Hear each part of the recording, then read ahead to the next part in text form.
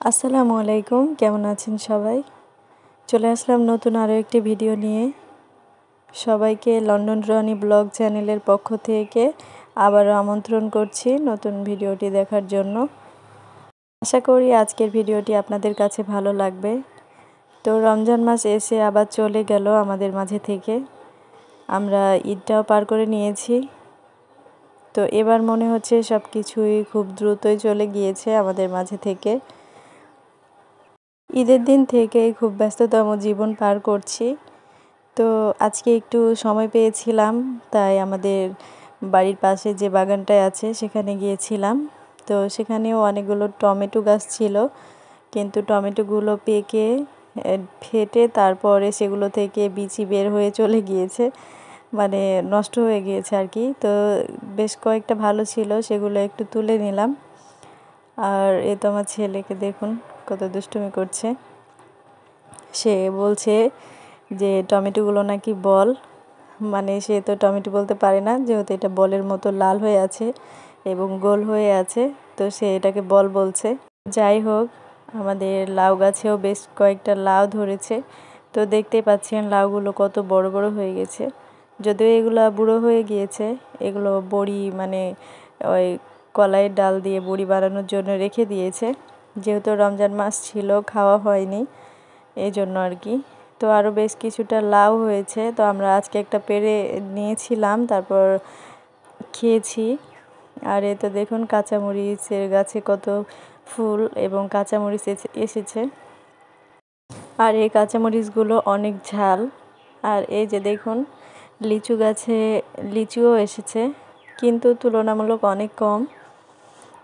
আর এই তো এইদিকে লেবু গাছ, এখন অনেক লেবু ধরেছে, কিন্তু এই লেবু গাছগুলো সময়ে লেবু ধরে না, মানে যখন দাম বেশি থাকে আর কি।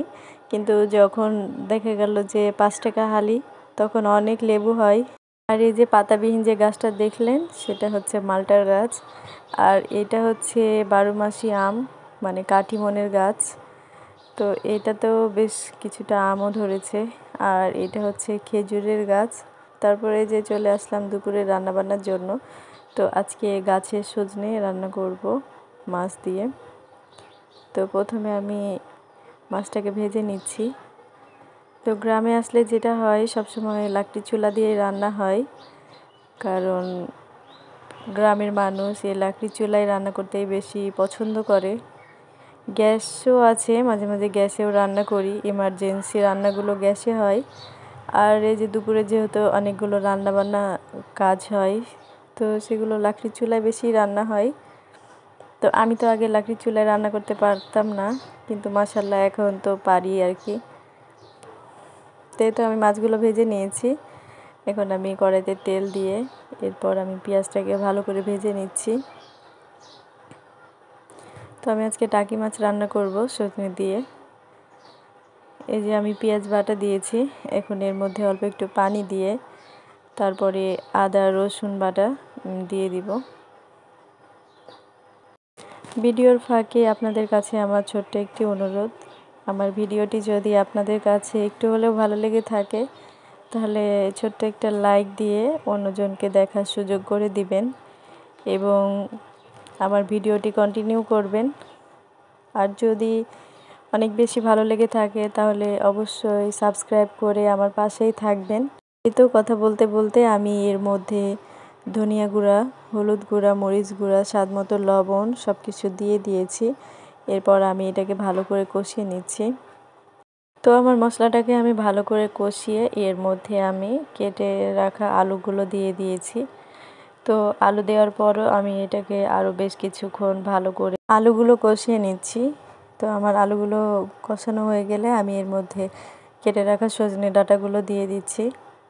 তো মাছ দিয়ে সজনে ডাঁটা আমার খুব পছন্দের।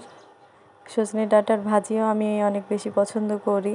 তো আমি সময় নিয়ে সজনে ডাঁটাগুলো বেশ কিছুক্ষণ কষিয়ে নিয়েছি। এরপর আমি এর মধ্যে পানি দিয়ে দিব। তো আমি ভিডিওটা পুরোই কন্টিনিউ করতে পারিনি। তো আমি পানি দেওয়ার পরে এর মধ্যে মাছ দিয়ে তারপরে টমেটো দিয়ে আমি এটাকে নামিয়ে নিয়েছিলাম। তো সেই জায়গার আমি ভিডিও নিতে পারিনি, মানে আমার ছেলে কান্না করছিল, তারপরে আমি চলে এসেছিলাম। বাকিটা আমার শাশুড়ি রান্না করেছিল, তো যে কারণে আমি ভিডিওটা করতে পারিনি। তো আজকে দুপুরে ছিল মাছ, আলু আর সজনে ডাঁটার তরকারি, আর ছিল পাট শাক। তো সবাই ভালো থাকবেন, সুস্থ থাকবেন। আল্লাহ হাফেজ।